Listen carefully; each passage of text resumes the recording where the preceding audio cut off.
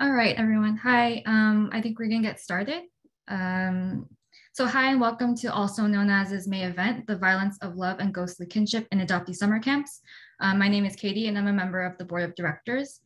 For those who are new to AKA, we are a nonprofit for all international adoptees based in New York City.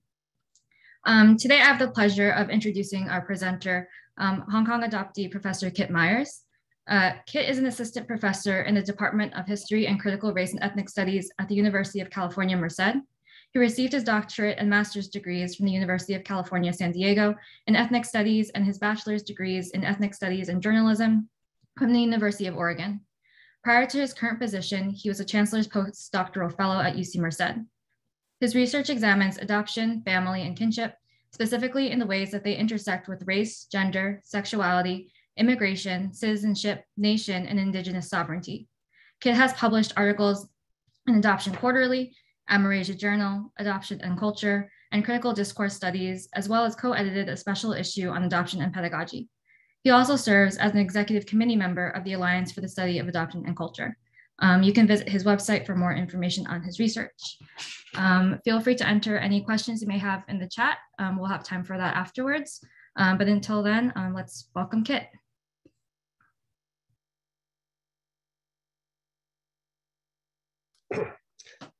Hi, thank you very much for the very warm welcome, Katie.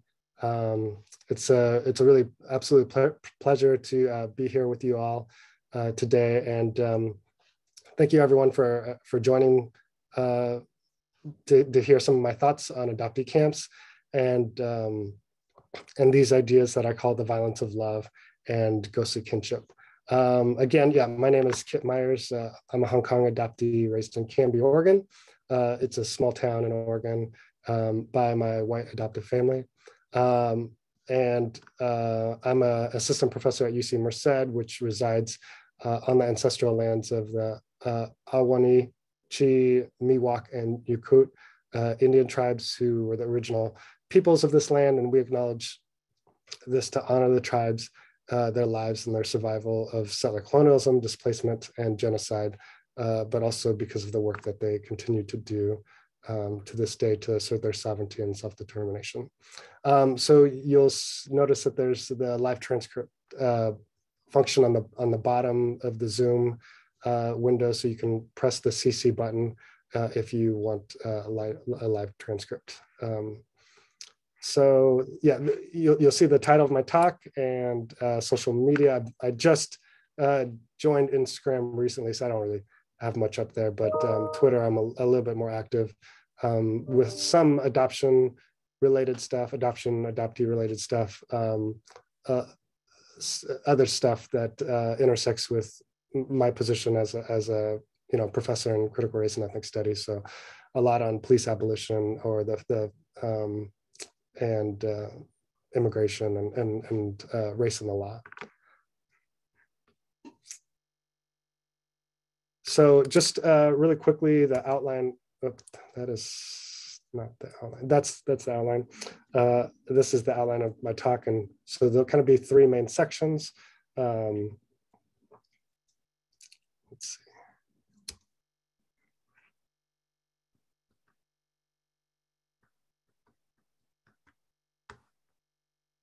Okay, so I want to begin with a quote. So I'm going to have to go back and forth between my PowerPoint and my Word document. But this is a quote I want to start with, and this is from Elizabeth Pavanelli, who says, "But love is not merely an interpersonal event, nor is it merely the site at which politics has its effects. Love is a political event." And so most of us know early transnational and transracial adoptions, which include the adoption of Native American, Korean, Vietnamese, and African-American children, were influenced by intersecting aspects of war and militarism, religion, humanitarianism, race, and global politics. Within the last few decades, however, adoption has kind of shifted, where the popular image of saving third world or impoverished babies has not been eliminated, but more supplemented by the discourse of creating loving families. So in other words, for transracial and transnational adoption, love has attached itself to adoption in ways that together they have taken, the adoptions have taken an apolitical disposition, which means that adoptions are not just non-political, but they're anti-political. And so Elizabeth Pavanelli, just as transnational and women of color feminists before her, reminds us that love, and in this case adoption, is not just personal but political, because the loving act of adoption creates more than a new family. So this statement, love is a political event, has kind of helped shape my research. There's also another quote by Fanon that has kind of informed my research, which he talks about believing in love, and that's why he seeks to sort of examine its imperfections and its perversions. My research has emerged from my own experiences growing up in rural Oregon as a Hong Kong adoptee, and I was presented with the complex experience of being part of a loving family, yet also having to negotiate my non-white and adoptive statuses. We know this isn't a unique experience for so many transnational and transracial adoptees. And, adoptees often, though not always, grow up believing that adoption is, one of the best things that happened to us. And as we grow older, however, many of us slowly begin to understand the complexity of adoption and the violence of separation, of secrets, racial difference, and that accompany the loving parts of adoption. So processing this knowledge, we are confronted with this, this dichotomous choice within adoption discourse, which is that we are either happy and grateful, or we're angry and resentful. So rarely is there a space for adoptees to have, quote unquote, loving childhood, but choose to critique or question certain or all aspects of adoption. Typically when we're thinking about adoption, it appears as an uncomplicated given and sort of this presupposed solution to a problem of children in need. So adoption provides loving homes and families that help mitigate or overcome or even eradicate violence. Adoption is, as many of you have heard, is a win-win, and I would add a third win, because there's three sort of main parts of the sort of adoption mosaic, but that where birth mothers and parents demonstrate their love by making this difficult decision to relinquish their child for a quote unquote better life, and adoptive parents receive the opportunity to provide love and expand their family, and that children in need are quote unquote rescued and receive a loving family and a permanent home. And so that's how adoption is framed, as kind of this loving, uncomplicated sort of situation.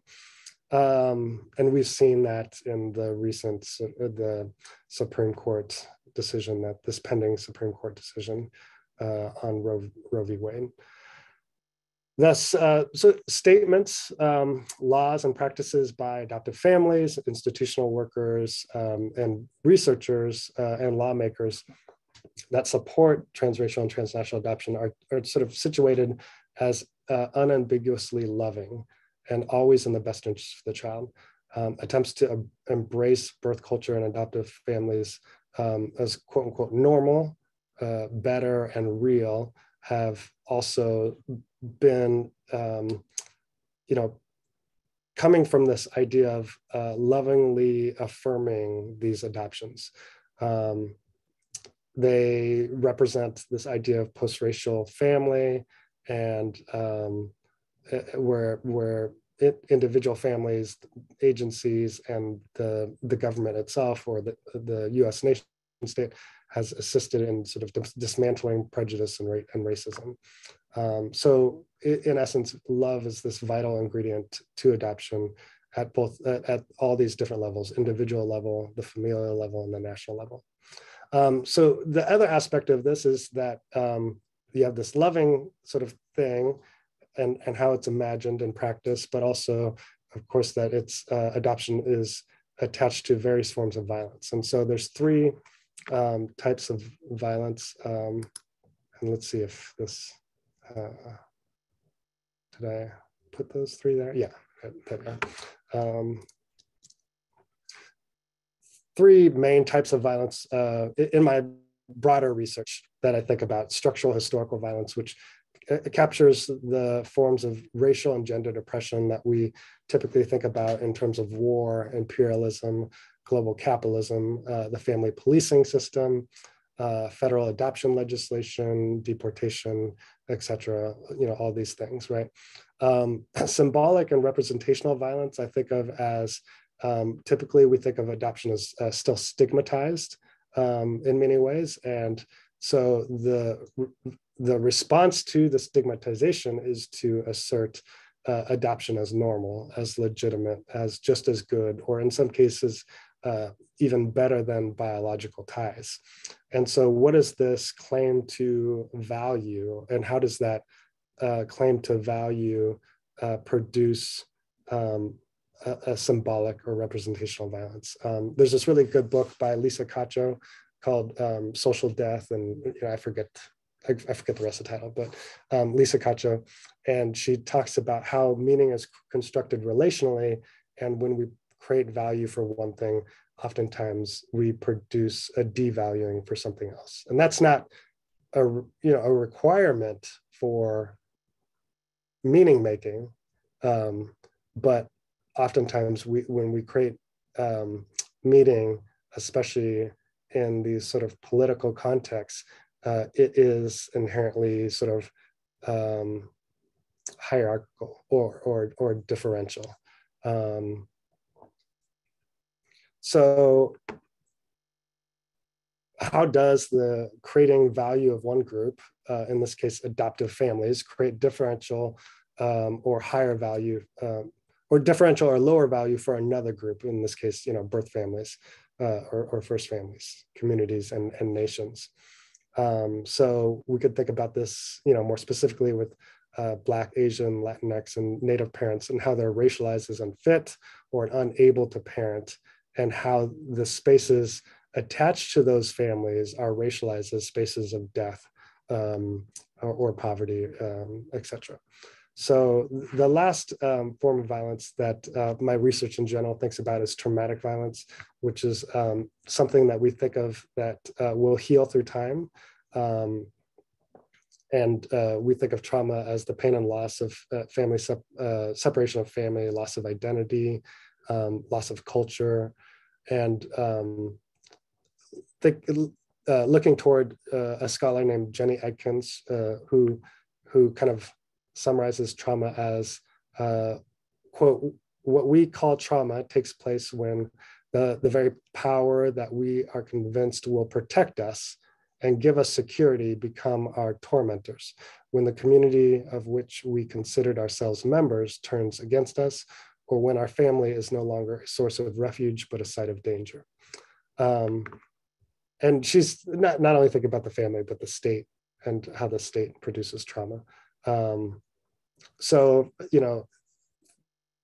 Jenny Atkins helps us think about how trauma must be hidden or forgotten in order to imagine this a complete subject, or in this case, the adoptee as a healed subject. And so, I'm trying to think about trauma as not in the way that we typically think of it. How do we think of trauma as something that can't necessarily be healed in some circumstances?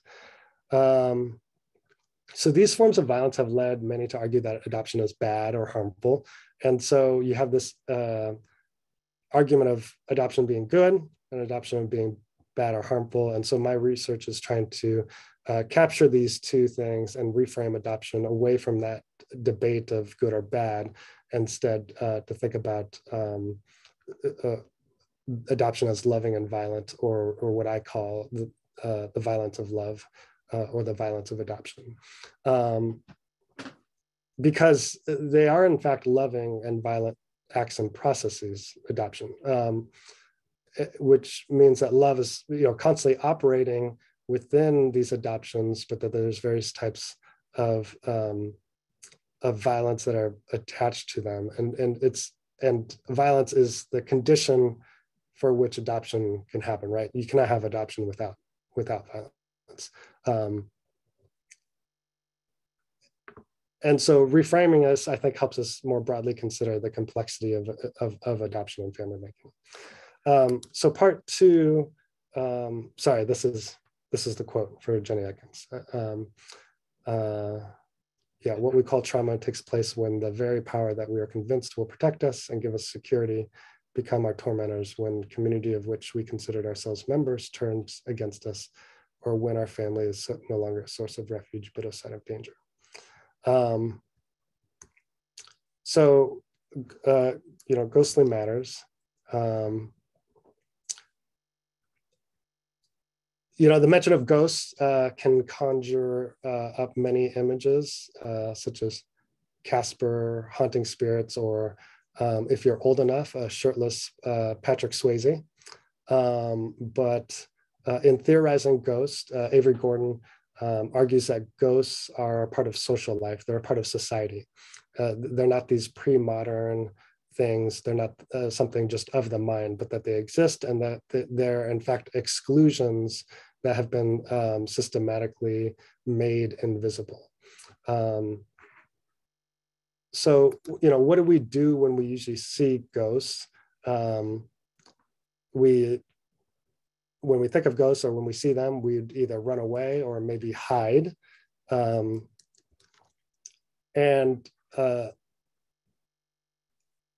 part of the idea of the rejection of ghosts is this sort of idea of objective or evidence-based knowledge, and that displaces or renders ghosts invisible.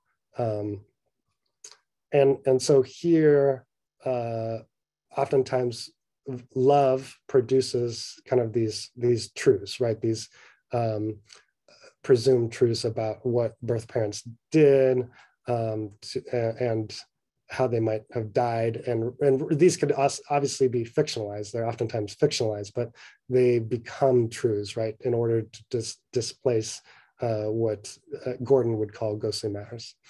But in fact, ghosts are real, and they,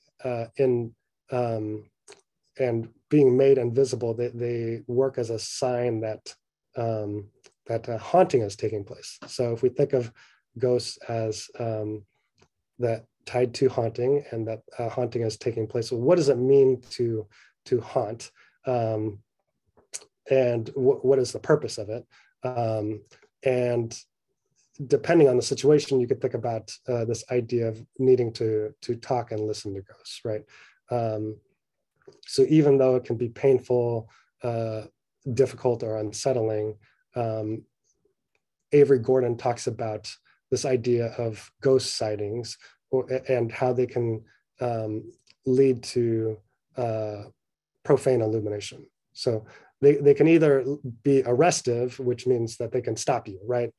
You could hide, or you can run away, or they could produce profane illumination, where the frightening or threatening, it's a frightening or threatening moment, but the haunting, the ghost is telling us something we didn't know before. It's leading us somewhere, and this knowledge is meaningful, and it'll affect you in a way that you didn't know previously. So she says, quote, when you know in a way that you did not know before, then you have been notified of your involvement.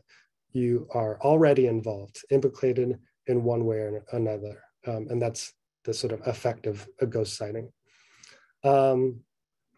So this idea of ghostly kinship came from my dislike of the notion of family. So we think of, adoptive family and birth family. And part of that, my dislike, is how it's been institutionalized, the notion of family, by both the state and religion in many cases. And so the family as an idea is a very policed concept.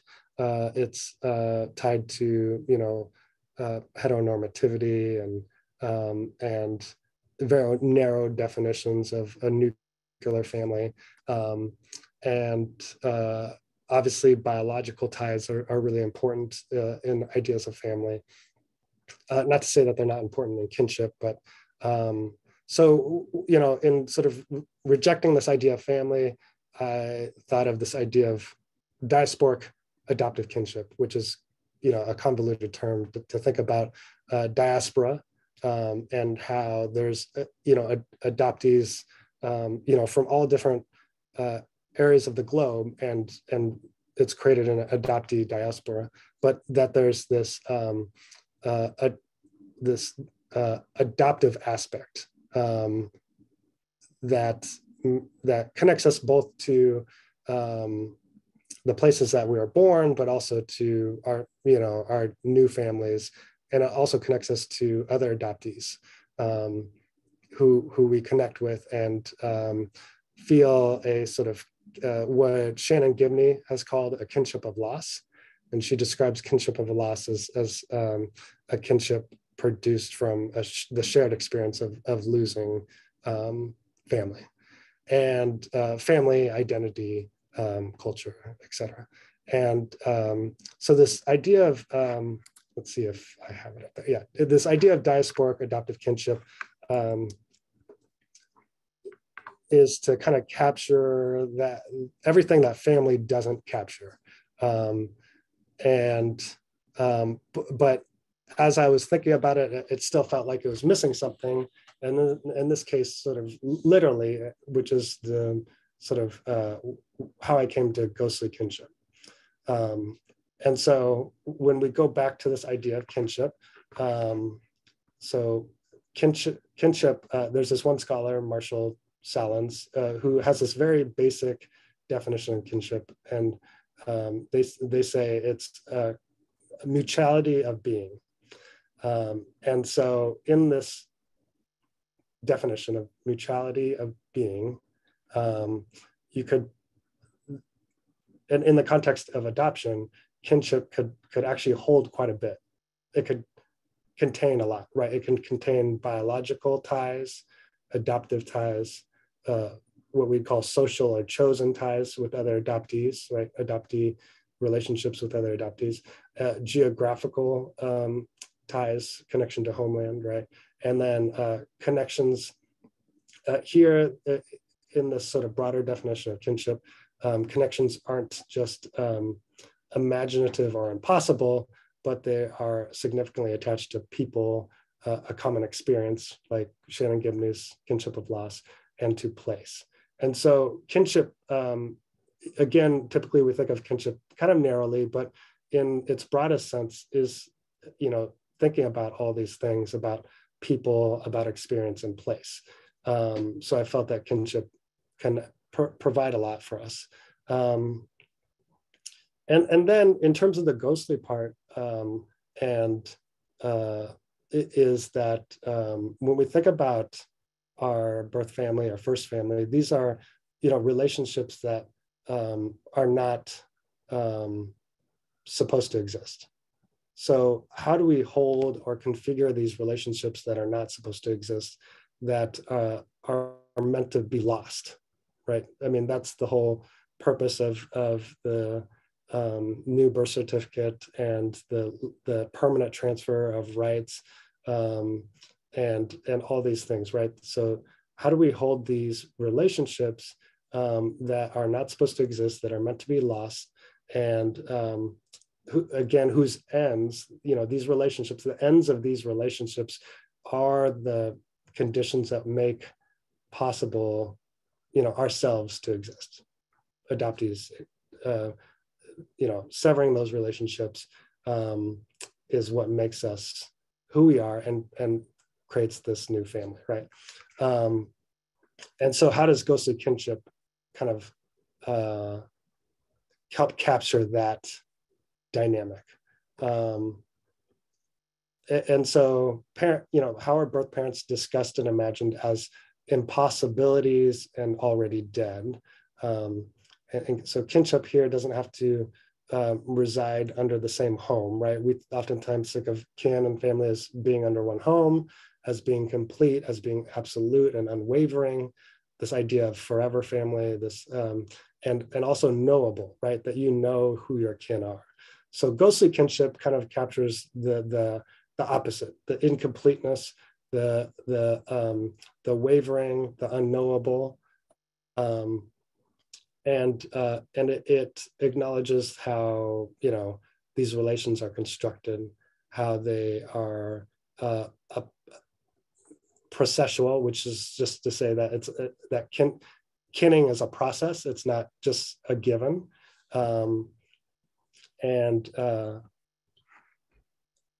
So, you know, I argue that these that ghostly kinship can hold these non-normal ideas of parenthood, where you have 2 or 3 mothers, or it tends to these colonial and imperial sort of racist and gendered and exploitative capitalist histories. So with this sort of recap or preface about ghostly kinship, it's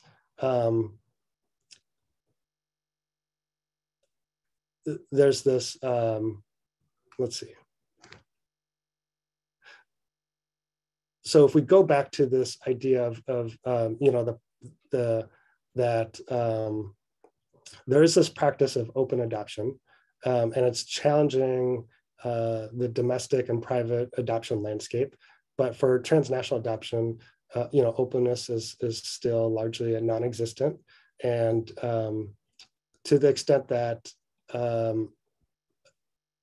they are discussed or imagined, birth family and birth parents are kind of still exist as these ghostly figures. Their status is unknown.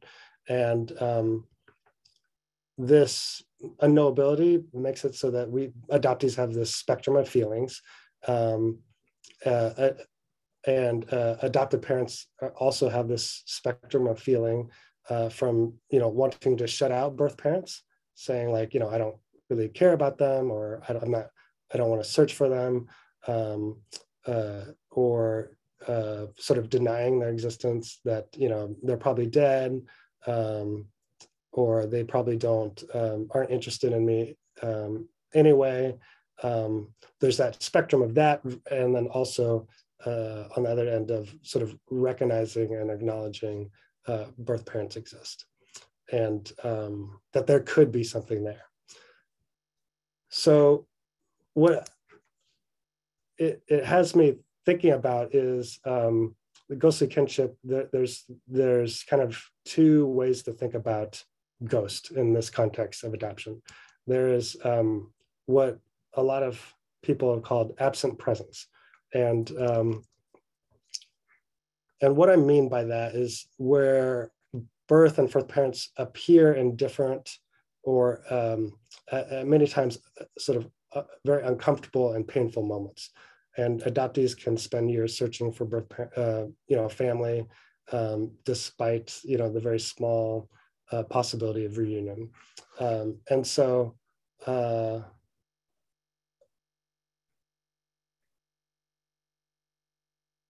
I want to think of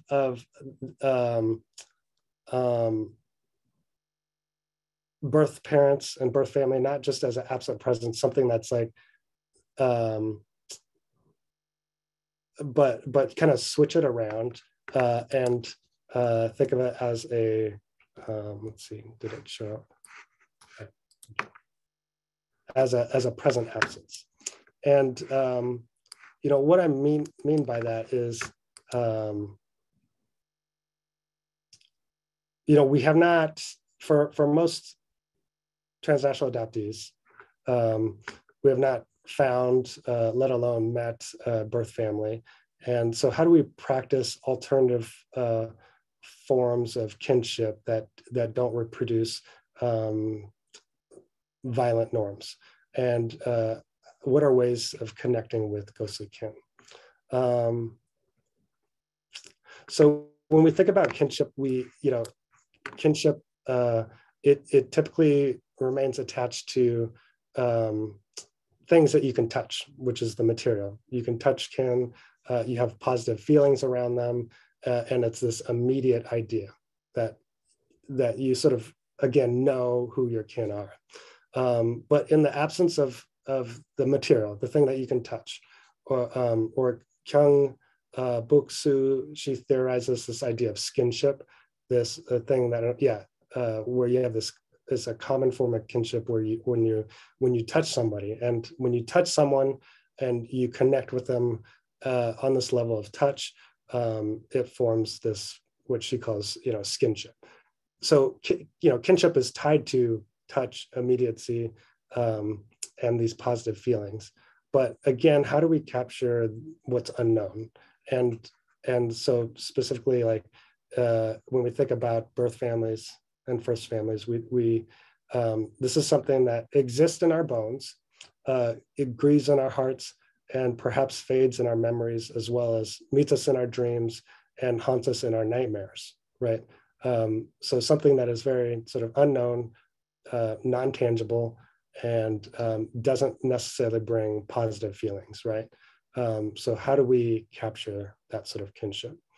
And I think of ghostly kinship as, again, a way to create family and beyond what the state sort of defines as family, what in terms of the rights that we're trying to, many adoptees are trying to get in terms of access to birth certificates and the law. So the law that doesn't allow transnational adoptees to have, if they do meet their birth family, that doesn't allow them to use sort of chain migration. We cannot, even though they're immediate family, we cannot bring over first family to the United States through chain migration. So it's, these sort of relations are not recognized by the state or rights discourse or the law.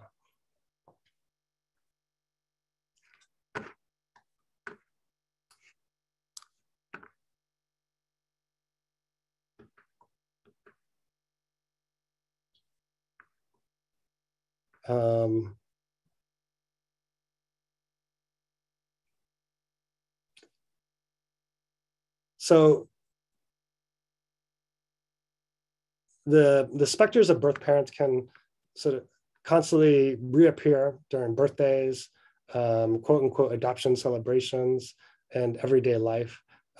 We are continually asked by strangers, friends, and sometimes even adoptive family members about our ghostly kin, and yet also so many times chastised to quote unquote live in the present and not think about the past, right? But we must ask in response, how does this demand to forget the past and live in the present paradoxically cut off our relations to one another, to our ghostly kin?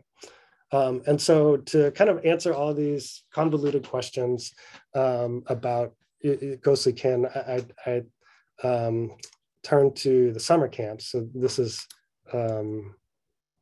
part 3, which I don't think I have a slide for, sorry. Yeah. So for 3 summers in 2006, 8, and 10, I worked at a summer camp for mostly transnational adoptees. And so this part is informed by my time working there and from the 10 interviews I conducted with adult adoptees who are on staff. And the main goal of the camp was to develop a way to communicate for adoptees and adoptive parents. It focused on issues of adoptee community, identity, adoption, and racism. And this was much different than birth culture or heritage camps for transnational adoptees. And in fact, the camp that I worked at used to be a culture camp, but it transformed the year that I joined. And so these camps are largely, birth culture or heritage camps are largely adoptive parents created spaces that use what I call birth culture pedagogy. And here, the main focus is on quote unquote missing or lost culture.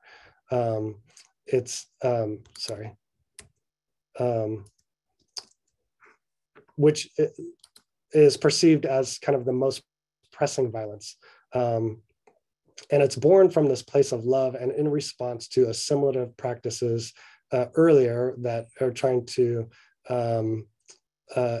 that tried to ignore cultural differences and promoted whiteness and for adoptees, right? Trying to assimilate adoptees into white American culture. And so you have these larger camps, these larger culture camps, such as the Heritage Camps in Colorado and Dillon International in Oklahoma. And they offered these homogenized heritage options, including camps that were based on countries such as China Culture Camp, Korea Culture Camp, India Culture Camp, et cetera, and geographic regions like Latin American Culture Camp, African/Caribbean Culture Camp, et cetera. And some of their names, are La Samana Camp, Camp Kimchi. And so in these camps, adoptees participate in these culturally specific activities such as ethnic cooking, traditional dancing, arts and crafts, music and games, and language lessons. And there's also oftentimes, ethnic markets to purchase authentic cultural objects. And then many of the camps culminate in a performance, a cultural performance, and ethnic feast. And so what these camps do, I argue, is that they celebrate missing culture, quote unquote missing culture, and can be a process of what Amanda Baden calls reculturation. They attempt to challenge dominant narratives about what constitutes family, and they build adoption and adoptee specific communities. So again, I'm arguing that they sort of emerge from a loving place, but that they also, the violence that they actually produce in trying to resolve violence, they produce more violence or different forms of violence, is that they employ, orientalist or superficial versions of birth culture that are static, right, that are attached to the past. And adoptive, or what, one of the interviewers said, museum culture is how one interviewee described it. Adoptive parents also become substitute for missing birth parents. So this is reducing the need to engage in conversations about birth parents where culture is safe and knowable for adoptive parents so that they can be substitute for the missing birth parents who would have been the people to pass down culture in the first place, right? And then lastly, these camps sort of limit our understanding of identity, culture, and kinship. And so again, you have the ghostly figures that are appearing, but appear as threatening figures in birth culture camps. And so how do the camps sort of, in many ways, shut out, displace birth parents and try to ignore the hauntings, right? And the ghostly presence. And so in these birth culture camps, I argue that the birth family are, again, to go back, are an absent presence. So the top left one, they're an absent presence in the birth culture camp. But in the adoptee camp that I worked at, we tried to make them, and we didn't use this term, but this is what, after thinking about it, there's a difference where they become a present absence. So we center them more, and they become a present absence as opposed to absent presence. And so, oops, sorry. What I mean by that, well, again, you have this critical adoptee pedagogy, which is stemming from all adult adoptee staff creating the curriculum. So it's not adoptive parents creating the curriculum, it's an all adult adoptee staff, and they're thinking about what is going to resonate with adoptees. Is it going to be this static idea of birth culture, or is it going to be these ideas of community, identity, issues around adoption and racism? And so birth culture, we found out that it's not the prominent issue why so many transnational adoptees enjoyed summer camp. And so a lot of that had to do with the social aspect of it and meeting other adoptees. But this other aspect is like having this shared experience of loss and having a space to talk about it. And so one activity asks 12 to 16-year-old campers to imagine that their birth parents were all of a sudden outside the door, and campers were asked to share what they would ask their birth parents. And so some of these questions, as you can see, were, why did you relinquish me? Was it hard? Did you look for me afterwards? Do you remember me? Do I have siblings? Do you ever think about and still love me? Do I resemble you in any way? If you could, would you come to America? And if you had the chance, would you take me back? And so these, this activity, and for different age groups, we do kind of different activities that are more age appropriate. But this one is for the older campers, and it resonated with a lot of adoptees, even as some were resistant at first to talk about adoptive parents. So one older female camper, for example, shared that she didn't really think of her birth mother, in large part because she claimed that her birth mother had abandoned her and thus was not worth thinking about, let alone desiring to meet. And at this point, in all of these adoption discussions that we had at camp, the camp manager, who's an adoptee, would give further context to why many birth parents are forced to relinquish or unable to parent their children, such as poverty, unwed status, family pressure, or a violence, right, due to militarism or war, right? And he often addressed many of the questions directed to birth parents by explaining this letter exchange that the adoption agency would facilitate, and provided, this service allows adoptees to write letters to their birth parents. And so that, again, there's this space to think about birth parents. And so here's another set of questions that adoptees ask other campers, right? These very specific questions. How many of you want to meet your birth parents? Is it actually possible to meet your birth parents? How many adoptees successfully find their birth parents? How do you begin a birth search? And if you had the chance, would you go back to live with your birth parents? So again, rather than ignoring or negating the ghostly presence of birth parents, the adoptee camp attempted to acknowledge them. And so these questions invoke a flood of emotions.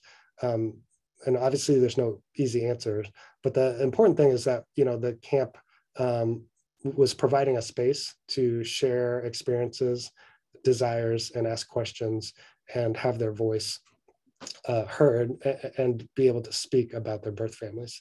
And so these discussions and ensuing revelations sort of reveal that birth parents could in fact still be alive and sometimes desired and did seek contact with their children, and that birth parents often expressed strong feelings of love, sorrow, regret, happiness for the fact that their child was adopted.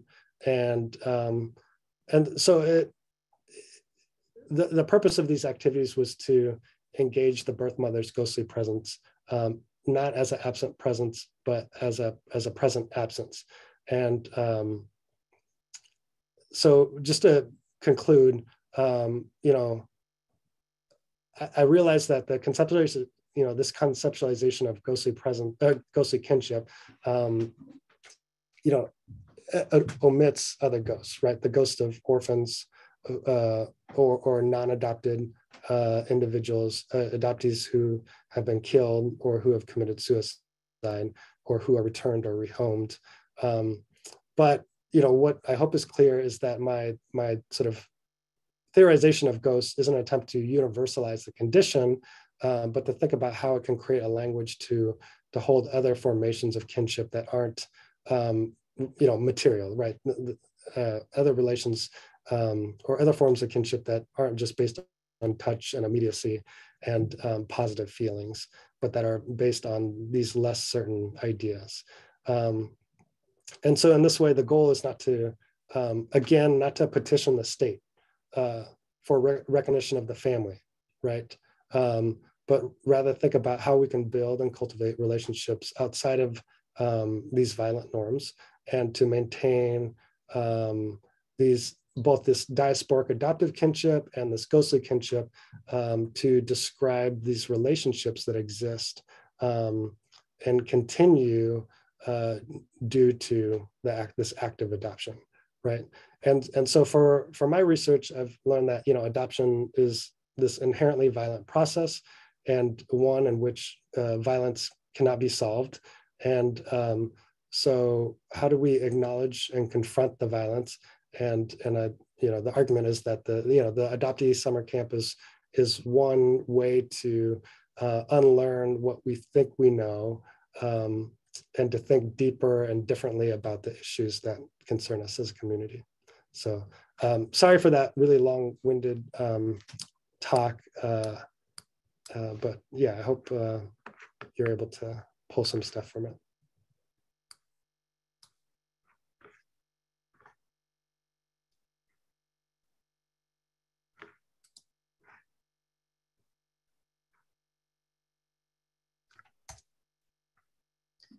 Thank you so much, Kit. I wanted to open it up now for if anyone had any specific questions that they would like Kit to address.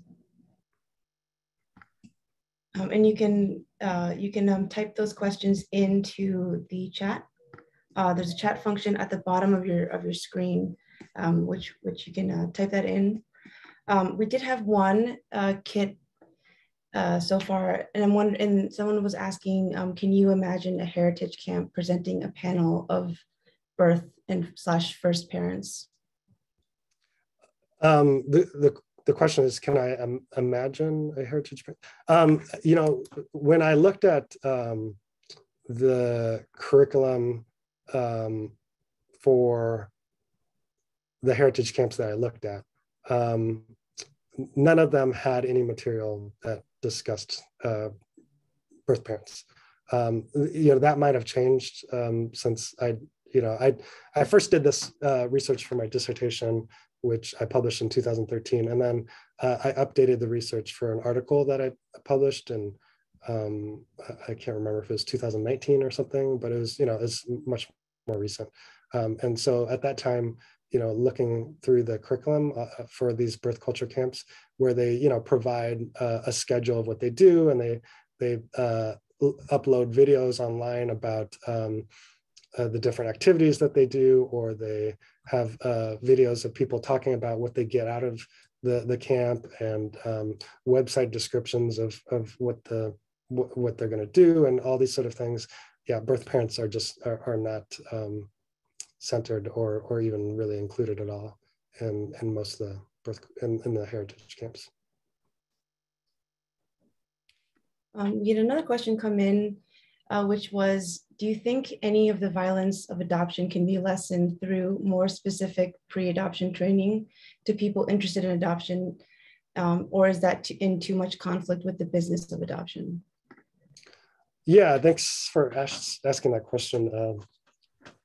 Silly. And I saw your comment about that you're old enough to get that Patrick Swayze quote, I'm guessing, or reference. Yeah, you know, I think adoption agencies are trying to lessen of violence, and that goes with the reference to, you know, open adoptions, but again, that's like it's not really a regulated practice. There's no structure that makes open adoption agreements legally binding, and so oftentimes an adoption that starts off open can end up closing. And you know, pre-adoptive training can be quite useful, but again, that I think that only does so much in terms of sort of understanding I mean, adoption is so complex, and adoptive parents, I think, are in a difficult position if they're trying to expand their family or to provide a home, and there's all these things that they need to do, and so the pre-adoptive training, there's different types of training, and some of them deal with logistics, and some of them deal with like, these are some of the issues that your child might face, and some are more detailed and thinking about like race and racism and culture and identity and whatnot. But again, these are only, so long, and adoption, as most of us know, is this, lifelong process. And so, I think adoptive parents are doing sort of more themselves than I think agencies can actually do. Adoptive parents who are more aware continue training after adoption, after completing or finalizing an adoption. They are on their own, and with the help of organizations, are sort of continuing their training. So yes, I mean, in the short, yeah, I think violence can be lessened, but one of the points is that adoption tries to lessen violence, but it can never solve or resolve violence because it's so attached to adoption that it's not this resolvable thing. And I think that a lot of agencies and parents view adoption as the solution, when in fact it oftentimes produces more violence.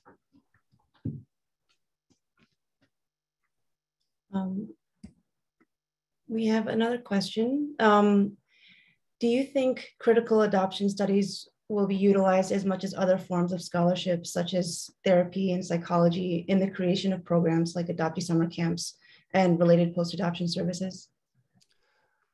Yeah, I'm sure. Let me see.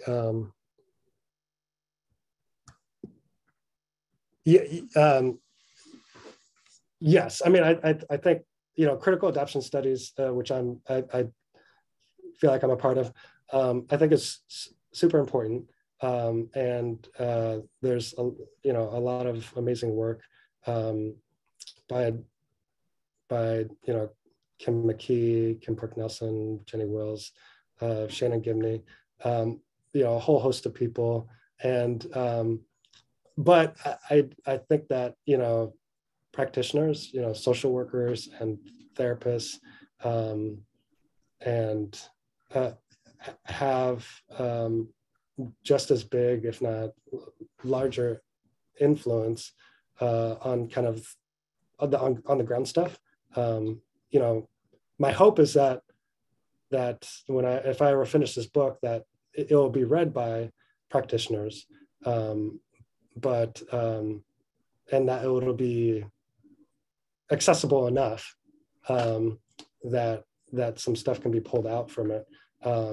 But I do agree that, I mean, I'm in therapy right now, and I think it's, even though I firmly believe that a lot of these issues are structural and systematic, and at this institutional level, that therapy and these individual interventions are important, and in part because institutions are built, are constituted by individuals, and so certainly there's a really important role for adoption and adoptee therapists and other practitioners.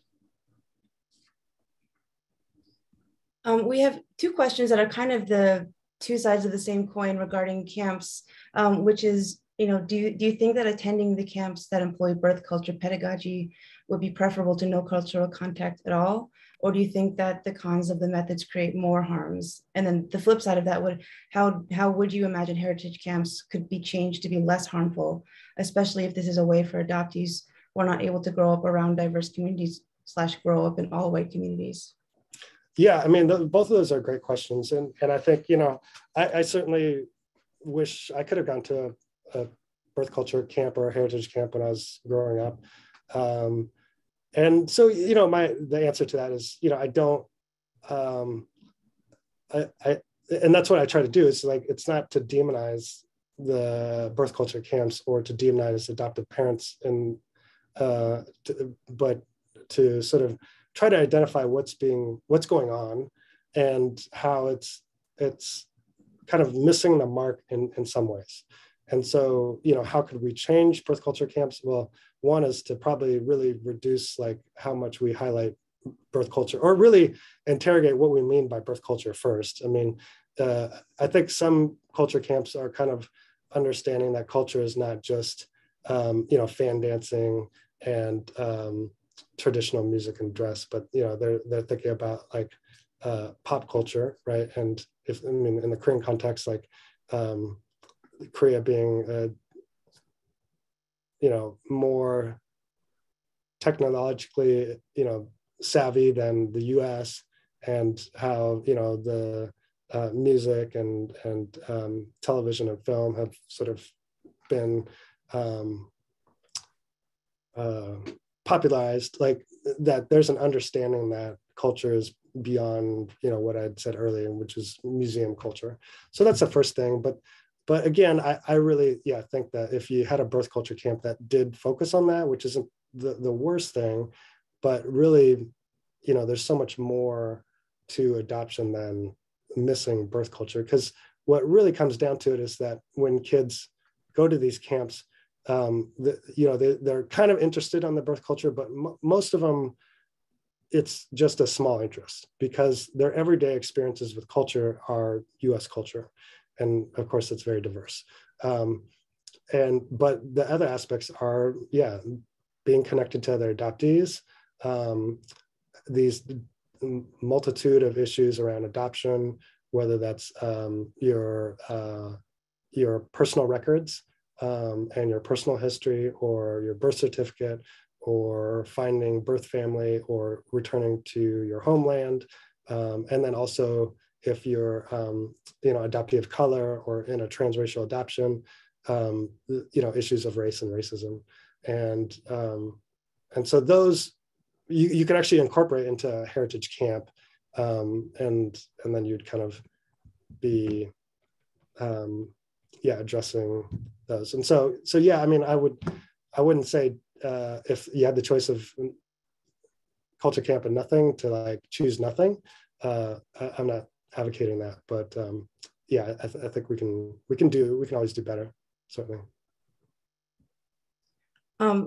We have another question, but someone, Shalise had posted an interesting comment that sparked a question for me. Her comment was on one of the challenges of including more adoptee-centered activities at Heritage Camp is that the organizers do not value it enough to budget for trainers, speakers, or panels.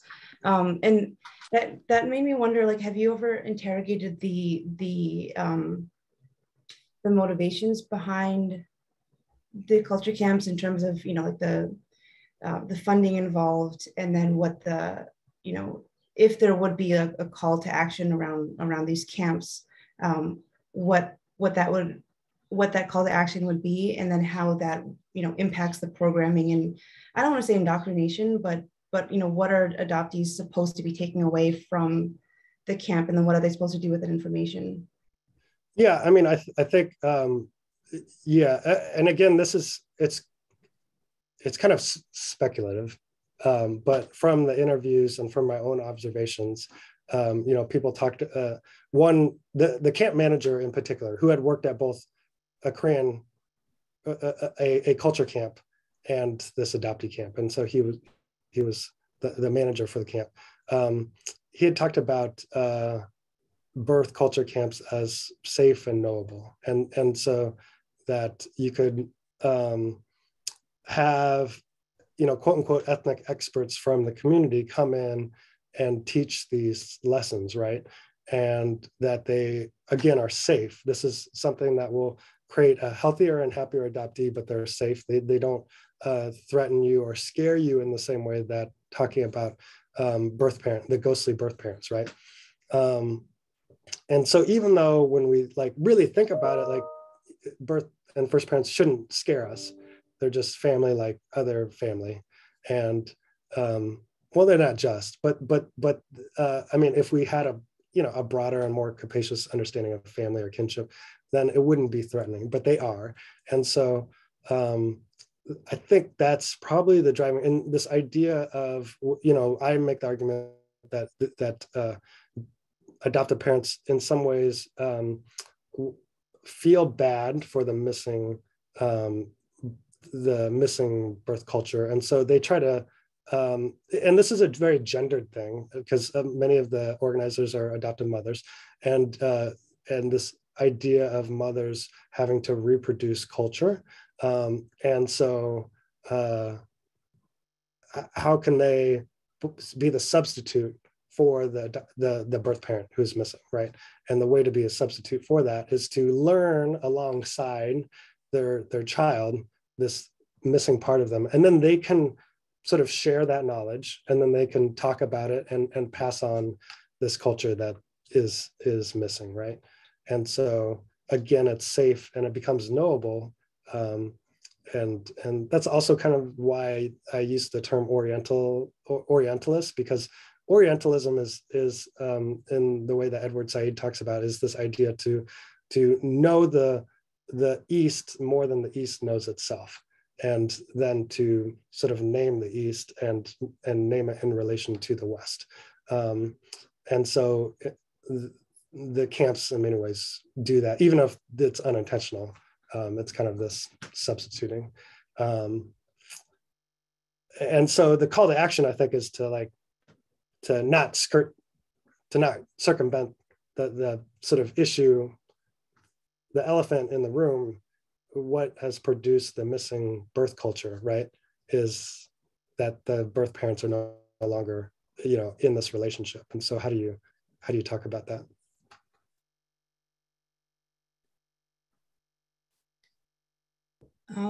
We had another question. Do you know of any domestic transracial heritage camps? Domestic transracial heritage camps? I don't. I know of one camp, packed adoptee camp, that is actually does include, physically includes birth parents that will go to the camp. And so that's even a step further, and that's made possible because of domestic adoption. It's, there are cases where birth parents are connected to the adoptive family, and but I'm not aware of any domestic adoption heritage camps. The PACT one is an adoption agency in California that addresses issues of race and racism and white privilege, and they also but they center families of color, both adoptive families of color and then adoptees of color too. So they're I would say unique in that aspect. We have a long one. Deanna says, I love your theorizing around the violence of love and ghostly kinship. Thinking along these lines, with the absence of the birth father in many adoption files, domestic closed adoptions and transracial adoptions, how can we imagine the father within the violence of love and family making and ghostly kinship if he is so commonly absent and beyond taboo, even violent sometimes to even think or ask about? I often wonder if the father's absence and our inability to talk about him within adoption and family making makes patriarchal rule alongside capitalism and its inequities much stronger, not just symbolically, but literally. Because of the father's absence, I feel there is more blame on mothers in the violence inflicted, as you mentioned in your research, structurally, symbolically, and traumatically. Do you have any ideas for an emerging adoption scholar, me, Deanna, can hold such questions about the missing father without romanticizing or mythologizing monster myth, his ghostly presence? Yeah, well, that's a really great question, Deanna. And I know that other adoptee scholars have, and I'm sure adoptees in general, just not who are in academia, think about this a lot. But it's a hard question to grapple with, and I don't know that I have an answer to it. Other than to say it's important. And one example is one of my chapters looks at adoptive couple versus baby girl, which is centers Cherokee father and his daughter, and the mother who's not native, sort of circumvents the Indian Child Welfare Act, which is federal legislation that protects Native children and families and tribes, and so she and the adoption agency sort of worked together to circumvent that law, and he tried to regain custody, and there's a lot of stuff in that case that kind of that follows the gendered aspect of parenting and absentee father, and along with the very sort of racial and settler colonial stuff going on in that case. But it does show how ingrained it is. And so, I mean, even like, I think that there's this, a valid sort of instinct to think about birth mothers because of the sort of the way that reproduction and reproductive justice oftentimes falls on the childbearing person, and but it doesn't like actually, it shouldn't negate how we think about the birth father, and what it would mean to like think about that relationship and why that relationship is not valued as much.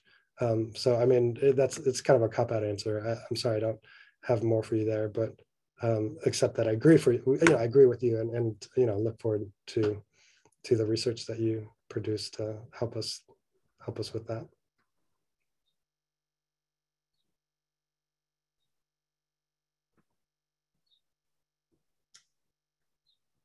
I think if there's no more questions, yeah, I think that's it. Thank you so much, Kit. Yeah, thank you. It was really great to be invited by you all and present some of this work, and to to think about these really insightful questions. Yes, I just want to echo what Misha said again. Thank you so much, Kit. This was really exciting and personally very interesting for me, and I'm sure as many others here as well. I just wanted to say thank you everyone for attending tonight. For those of you who are in the New York City area, don't miss out on our Saturday picnic on June 11th at Prospect Park. I believe that will be our last event for the season. But until then, thank you again and have a good night.